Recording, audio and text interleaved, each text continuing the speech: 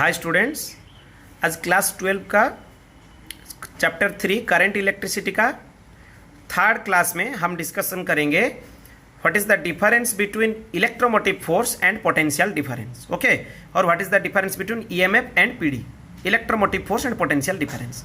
पहले इसके लिए मैं तुम्हें एक प्रैक्टिकल एग्जाम्पल दे रहा हूँ, अच्छे से सुनो ये एग्जाम्पल, उसके बाद इसके डिफरेंस हम लिखेंगे। देखो, तुम बाजार से एक बैटरी खरीद के लाते हो घर में, वो बैटरी में लिखा होता है वो तुम्हें देगा 12 वोल्ट। ओके, पर प्रैक्टिकली जब तुम उसको यूज करते हो तुम्हें सपोज 10 वोल्ट मिलता है, प्रैक्टिकली 12 वोल्ट नहीं मिलता है। उसके ऊपर लिखा होता है 12 वोल्ट पर तुम्हें मिलता है 10 वोल्ट। देखो, इसमें जो लिखा होता है उसको हम बोलते हैं ईएमएफ। ओके, एंड जो प्रैक्टिकली हमें मिल रहा है उसको हम बोलते हैं पोटेंशियल डिफरेंस। अभी समझ में आ रहा है प्रैक्टिकल एग्जाम्पल से? और तुम इसको बोल सकते हो ये कॉज है, electromotive force is cause but potential difference is effect. Okay, ये कॉज है, ये इफेक्ट है। ये देखो, सम ऑफ ऑल पोटेंशियल डिफरेंस, एक सर्किट के अंदर जितना पोटेंशियल डिफरेंस होते हैं सभी को मिलाने से ईएमएफ होगा। ओके, ये ओनली, इसको जो हम कैलकुलेशन करेंगे ये ओनली ऑन पोटेंशियल, एक पर्टिकुलर पोटेंशियल डिफरेंस से कैलकुलेशन होता है।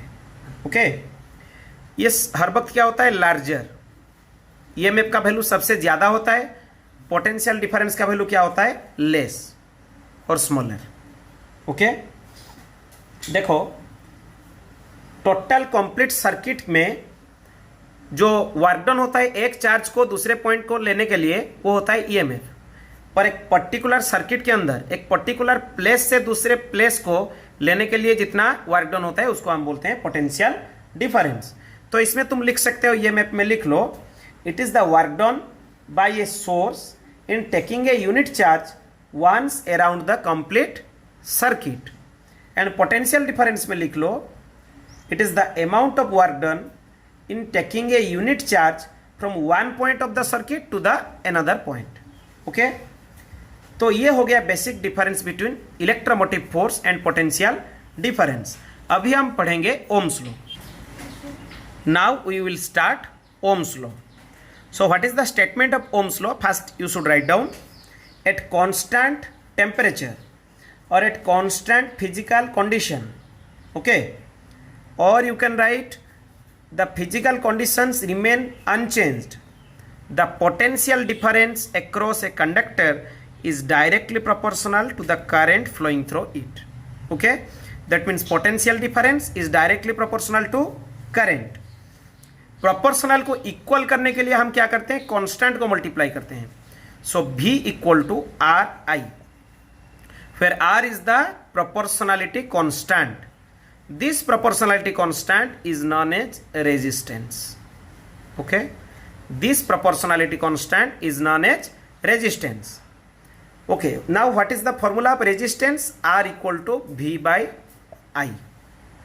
This is a new term, resistance. What do you mean by resistance?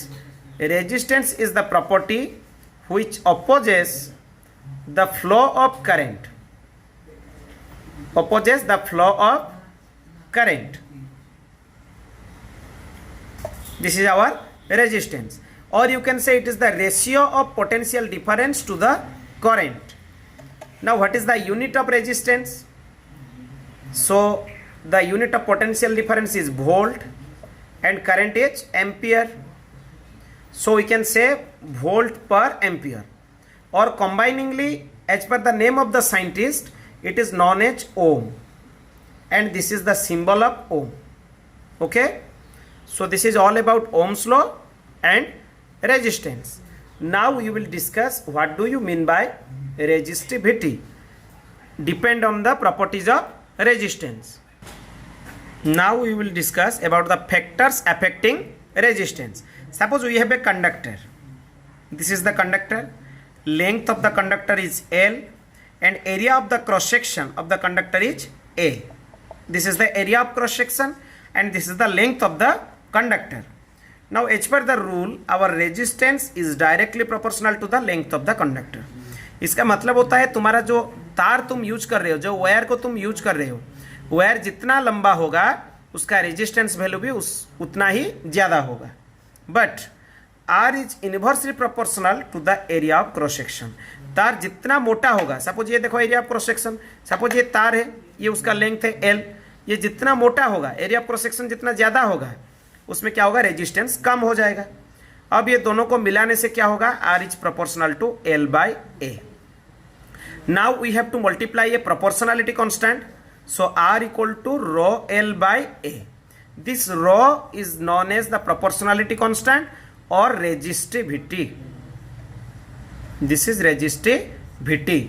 Okay, rho is known as resistivity. Now what is the formula of rho? Rho equal to ra by l. What is the unit of resistivity? The unit of resistance is ohm and area is meter square and length is meter. So meter and meter square cancel, finally ohm meter. It is the unit of resistivity. Now see here, resistivity is directly proportional to A and inversely proportional to L. यहाँ पे थोड़ा उल्टा होगा resistance में, resistivity में, मतलब जब area of cross section ज़्यादा होगा तब रेजिस्टिविटी ज़्यादा होगा, जब लेंथ ज़्यादा होगा रेजिस्टिविटी कम होगा। पर रेजिस्टेंस में क्या हो रहा था, जस्ट उसका रिवर्स हो रहा था। इसमें लेंथ होने से ज़्यादा रेजिस्टेंस ज़्यादा होता है, एरिया ज़्यादा होने से रेजिस्टेंस कम होता है। So this is all about resistivity.